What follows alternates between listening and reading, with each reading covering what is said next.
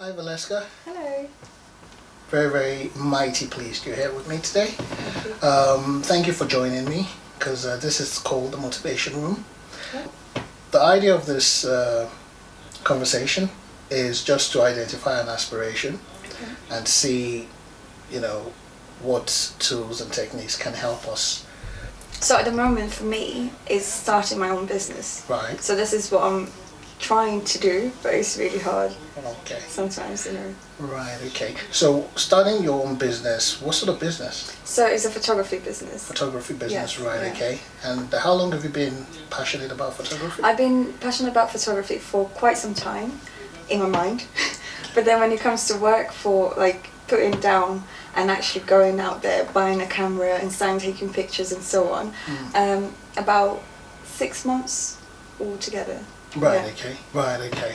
So for you, the frustration in the way of that aspiration is the pricing Yes, and perception. exactly. So how you're perceived. Yes. Right, okay. People not taking you seriously. And those people not taking you seriously, would you say inner circle or even people who are not known to you?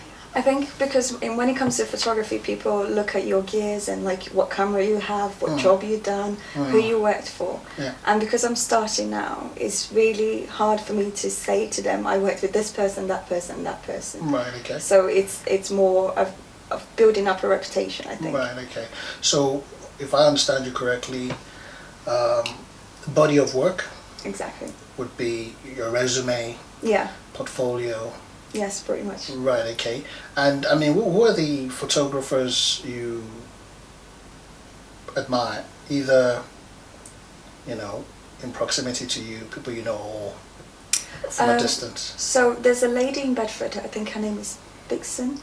I worked with her once, and it's just the way she is, the way she approached people, that really got me. Okay. She's very simple, she's very easy to be approached. Right, okay. And when she's working, you don't even see her there. And I Right. think that's the beauty of photography. You want to capture those moments without being seen, without making people feel a bit uncomfortable. They need to act natural. Okay. And that really, really inspired me, and that's the way I want to be. Right, okay. Yeah. So in a way, the professionalism, being present but invisible at the same Exactly, time. not invasive. All right, okay. That makes perfect sense. And how long do you think she's been in She said photography? she's been about 11 years. 11 years. And what's her Yes. name? Bingston.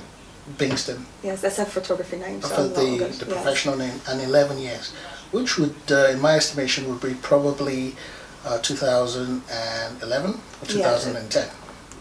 Okay, can we just put like a timeline on it? You probably know where I'm going with this. Yes. We're in January 2018. Yes.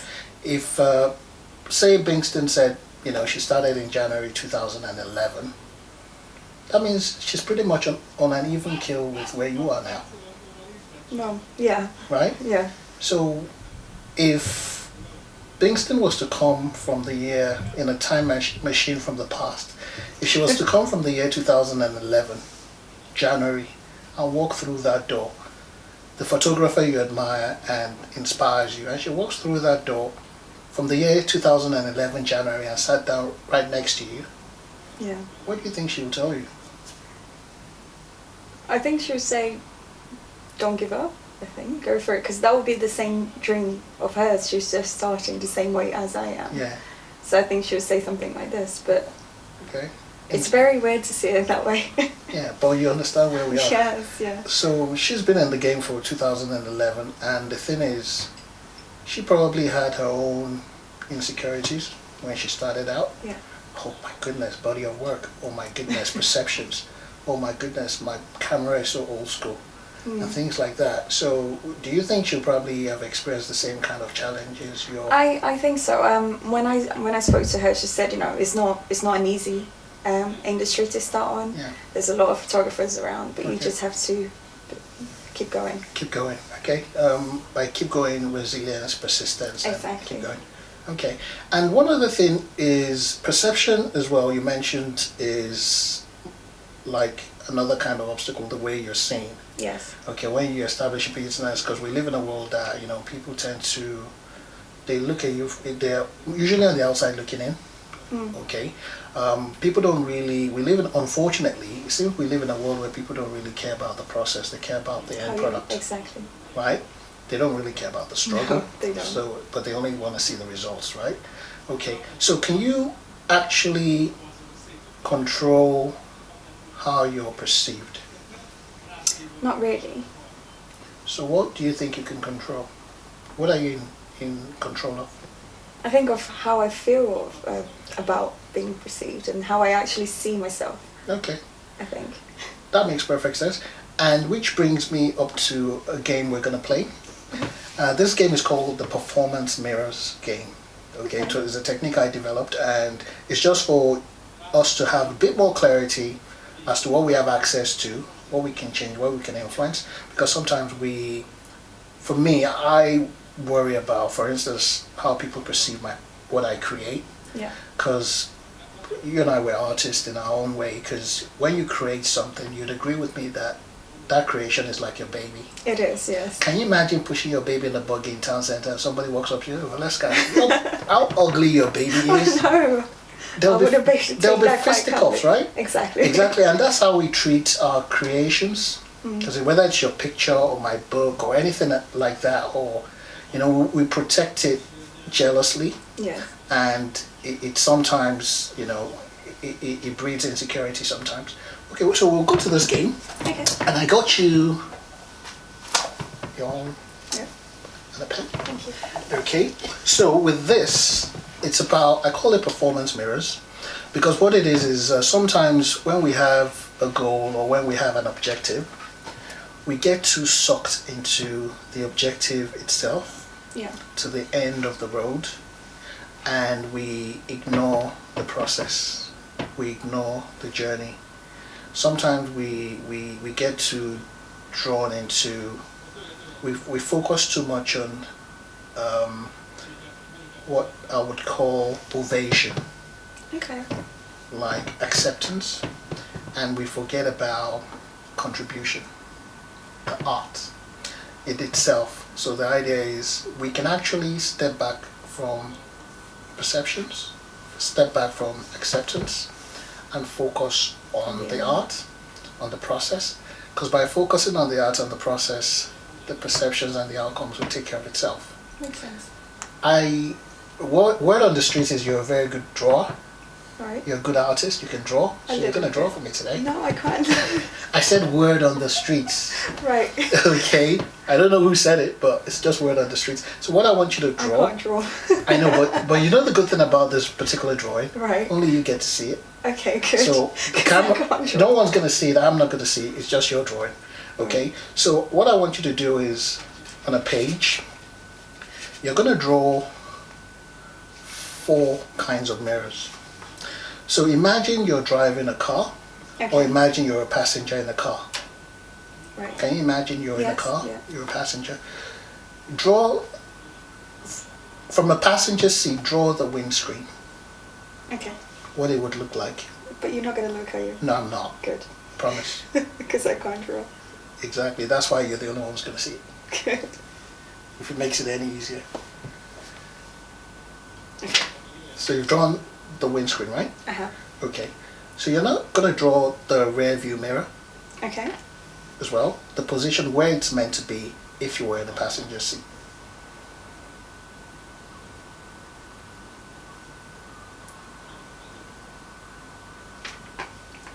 Okay. And then you're going to draw the 2 side mirrors. Are you really not going to look at this? 100%. Cross my heart, hope to die. I'm not going to look. Satisfied? Yes. Okay, so just imagine you were a driver. Imagine you're the one driving that vehicle. Okay. Okay. Oh, before we go there, just somewhere underneath, write 2 words. Write remote. Yep. And write immediate. And by the way, remote means those things you have remote access to, or you have remote influence over. Yeah. And immediate being those things you have immediate influence over. So from that definition, that means immediate is much more stronger than remote. Okay, so of those mirrors, percentage-wise, in terms of your attention span whilst you're driving that vehicle, what percentage of your attention would need to go in the windscreen if you were driving that vehicle? Out of 100%, what percentage do you think needs to go in that windscreen? And there's no right or wrong answer. Just assume you're the one driving the vehicle. So am I driving the vehicle? You are driving the vehicle, Okay. or you're a passenger. If you're a passenger in that vehicle, I was a passenger. if you're a passenger in that vehicle, what percentage of that, as a matter of life and death, would you want the driver to focus in each of those mirrors? Because obviously your life is at stake as well. So the windscreen, not really. Out of the 100%, I would say about 30%. you would? Yes. That's fine. Put it there. Okay.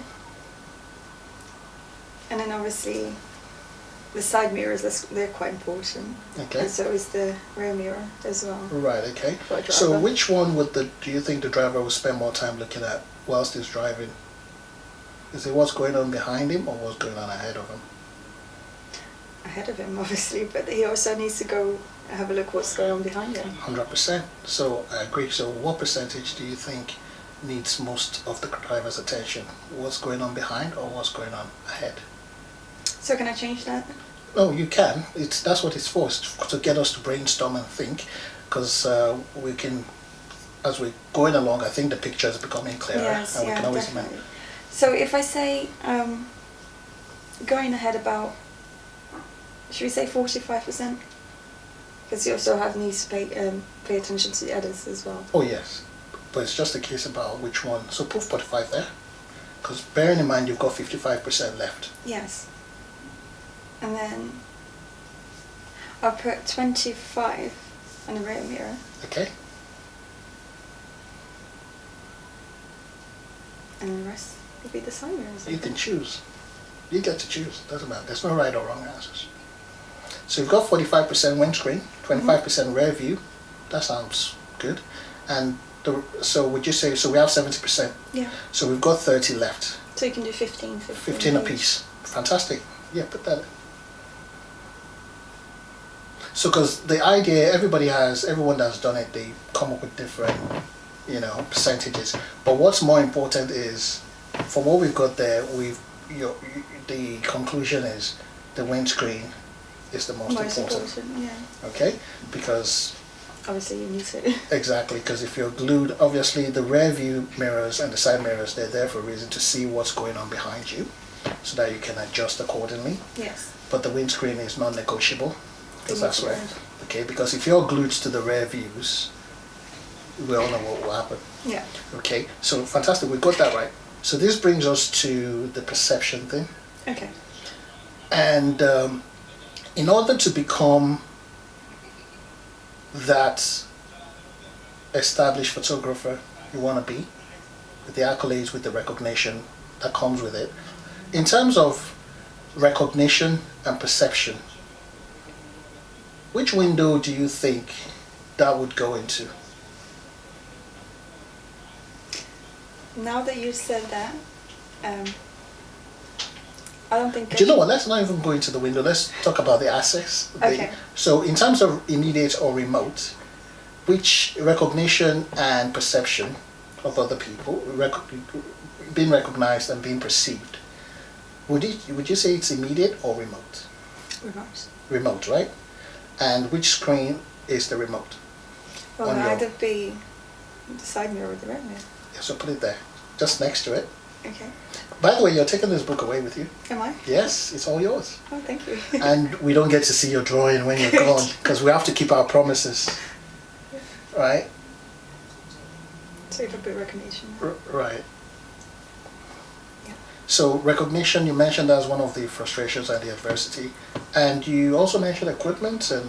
Yes, yeah. So obviously, it's quite a expensive. Mm, Well, if you can call it hobby, or right. for you to have the latest technology, you Right. have to spend quite some time. Mm. But I believe that I can still do a good job, but not so expensive stuff. But then as soon as I start getting a job and things like that with the photography, then I can upgrade my game. That makes perfect sense. Do you know what? That price of the equipment, Yes.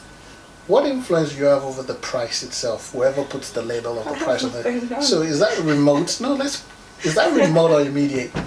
Oh, that's remote. Remote, exactly. Yeah. So what mirror does that go in?